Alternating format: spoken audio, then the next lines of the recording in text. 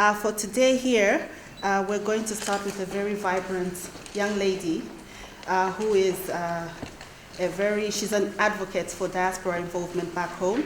She's a lawyer and an entrepreneur, and her name is Mrs. Florence Bili. Mrs. Bili.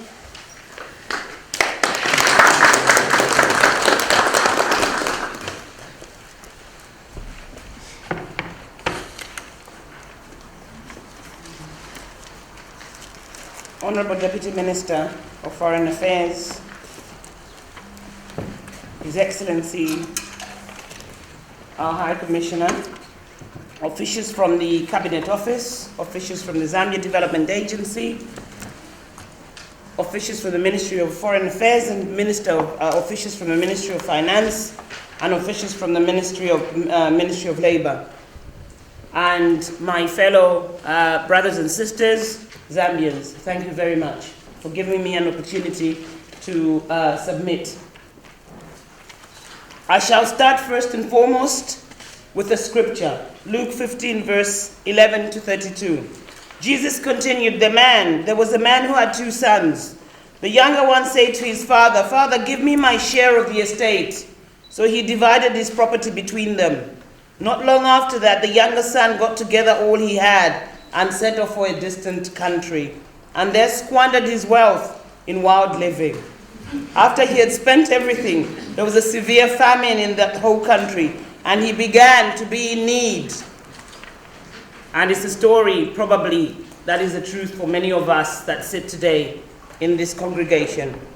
After he had spent everything, there was a severe famine in that whole country, and he began to be in need. So he went and hired himself out to a citizen of that country, who sent him to his fields to feed pigs.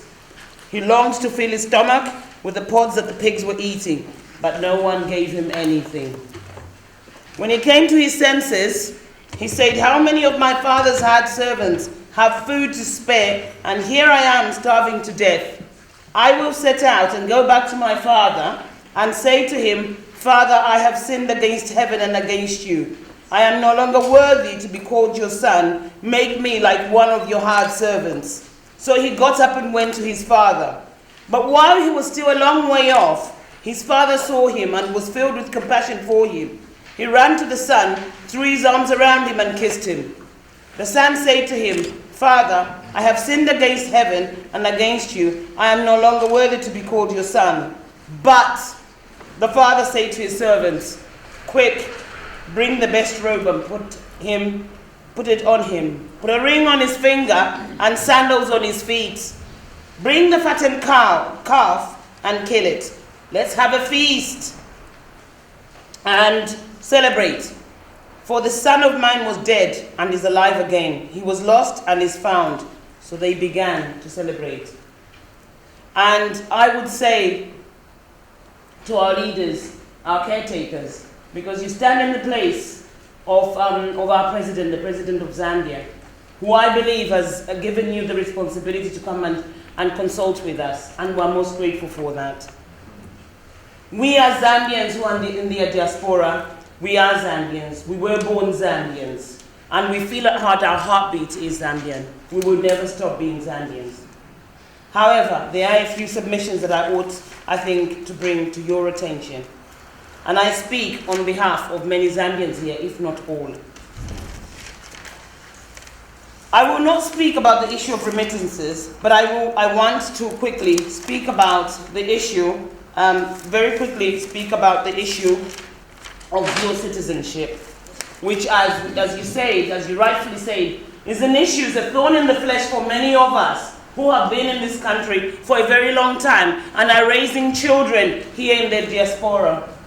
We have waited a very long time, our leaders, we have. And even though we've been told that it will soon be resolved, there's still that feeling, because there's been so many consultations time and again, there's still that feeling that we're still dispersed. Because the diaspora itself, the Greek origin of the meaning is to sow or to scatter. We are a scattered people. We are a displaced people. And the historical Jewish experience of diaspora was forced expulsion, it was dispersal, it was persecution, it was a sense of loss and a vision of return. And I think that every single Zambian that is here today has those type of feelings. Allow me to say that on behalf of all the Zambians here. We do feel a sense of forced expulsion, a sense of dispersal, a sense of persecution, and a sense of loss. Because not only have we been displaced from where we were birthed and displaced from much of our tradition and culture, but I also feel that in trying to get back and trying to reconnect, I feel as if there's actually a barrier.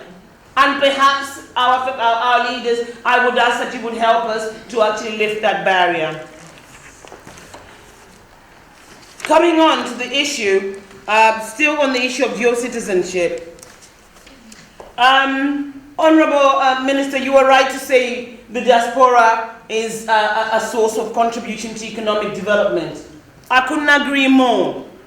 And here we stand, and I can see sometimes the brain drain, and it breaks my heart. I have been in this country for 26 years. And I feel that I would have made a better contribution to the economy of my country in being a lawyer and in being very passionate about things of the country, community building. I feel that all my skills and all my talents and those, if we were to put all the skills and talents of every single person that is here today, Zambia would change. There would be a huge change. And yes, there is a loss to the contribution to economic development.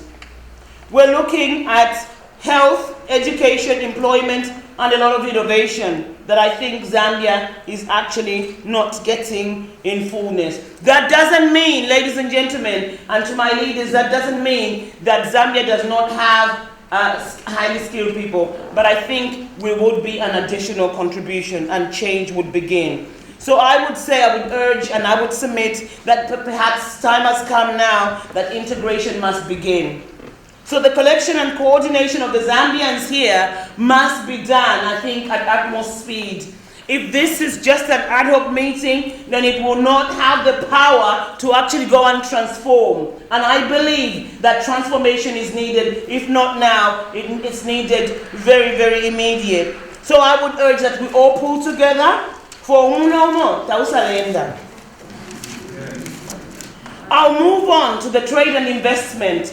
And I want to speak from my heart. I want to speak from my perspective and how I see trade and investment for the person in the diaspora. The tax breaks are things that we ought to look at. And I know that taxation has been an issue, particularly for foreign investors. And I feel that the Zambia that I know, the Zambia, the heartbeat, the Zambia that makes my heartbeat the pulse, has not been able to allow its own people back in.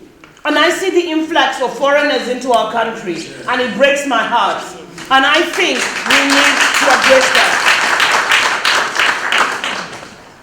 And I know Zambia is a very peaceful country, and please hear me and hear me right from my heart. I have absolutely nothing wrong with foreign investors, but I urge you, our government, to look into this whole thing about giving preference to foreign investors. That surely must come to an end. And there has to be an open door. An open door to allow its citizens back into the country so that they can deploy their talents and skills and change Zambia for a better Zambia. Zambia is going to be 51 years old this October. It breaks my heart that at 51 years old, we are still saying that we're not getting maximum benefit from the mines, from the mining industry. Why is that? Is it because of lack of expertise? Have we failed to run our own mines? And who really owns the mines that we have in Zambia? Who owns them? Is it indigenous Zambian people?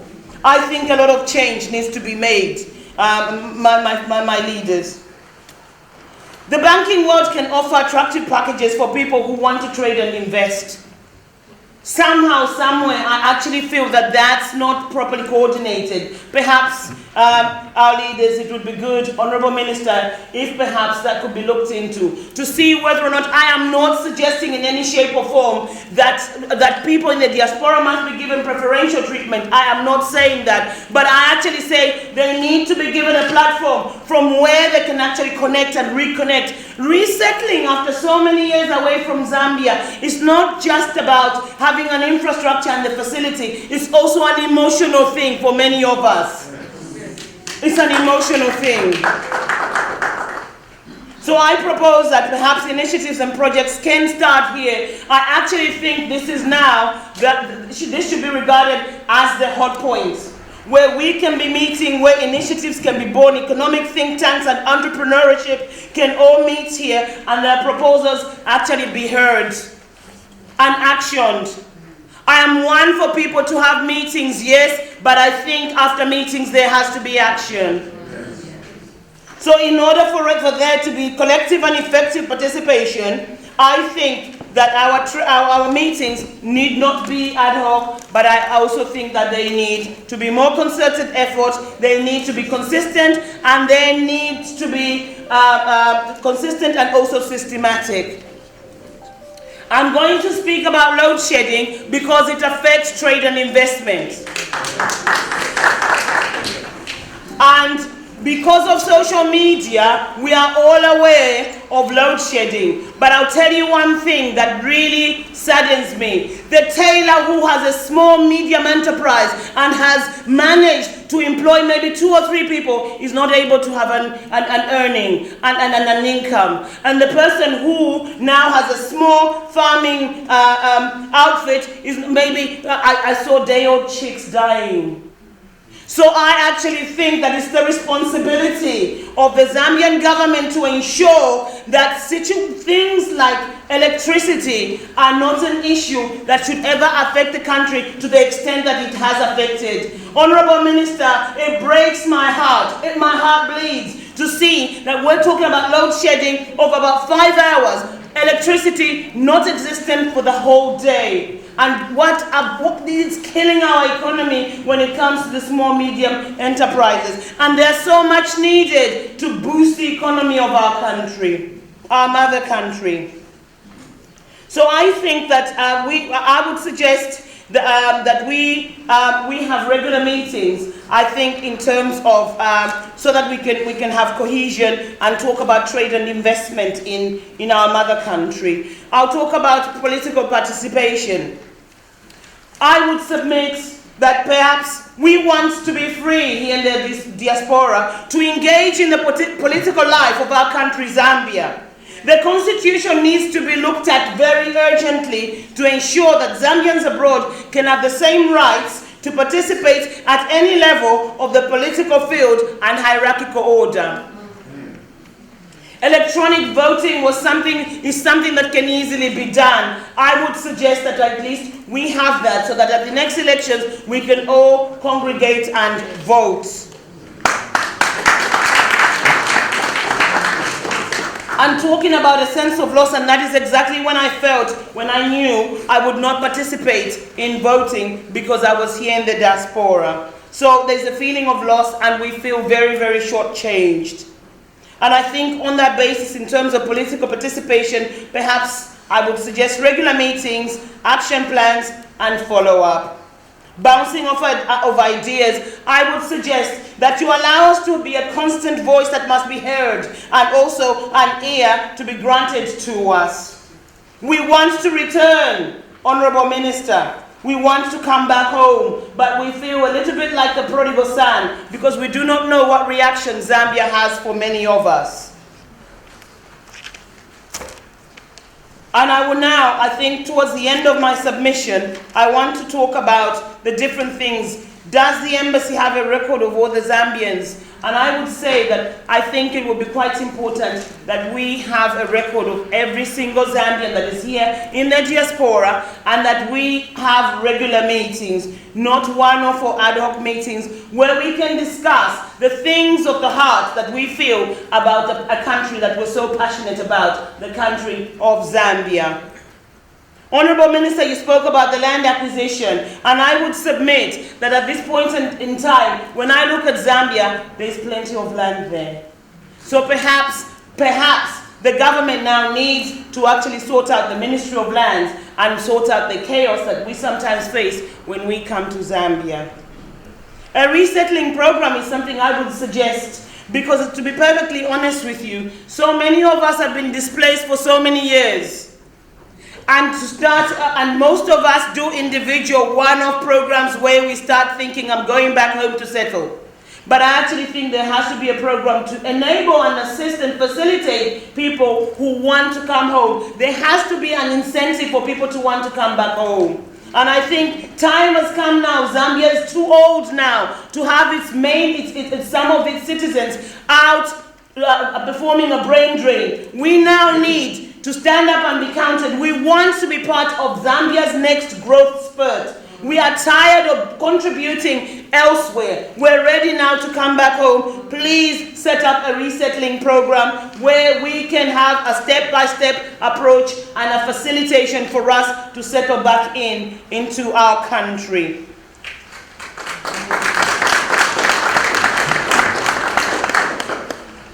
Honorable Minister, may I also suggest talent networks?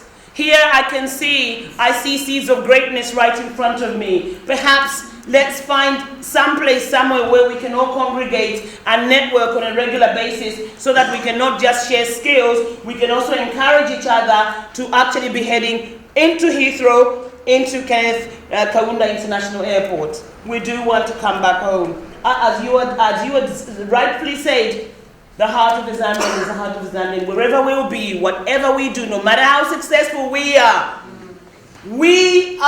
Zambians first. And that's what we are. And we are proudly Zambians. So I would suggest that the Zambian High Commission perhaps maybe has more pastoral care of us. We want to go. We want to be helped to look at opportunities, because sometimes even if people are looking for jobs back home, we don't even know where to start. So the Zambia High Commission, Zambia House could be a point of meeting. Honorable Minister, Your Excellency, and all the distinguished guests here, I want to end my submission with the words, to iti nshima, one needs 5 fingers. We are part of the 5 fingers. We are the prodigal child that wants to return home. My question is, will Mother Zambia open her arms wide and facilitate the return of her child? Or will she shut the door and shut out the transformational power, the catalysts, the child of the home, the economic powerhouses that are displaced, not because they turned their backs on Zambia, but simply because they wanted to enhance their lives. Maybe they never had a choice, one way or another. We hope that these deliberations, the 2-day deliberations, will bring an answer to this question. Our leaders, we have every hope and trust in you that you will deliver a message. We have every hope and trust in you that you will help us change the situation. We have every hope and trust in you that this situation will no longer be a problem. We commit our future with regards to Zambia squarely in your hands this evening. Please bring a solution to this answer, and once and for all, I say to you, Fionse findu tu ashamuminwe yenu na totela.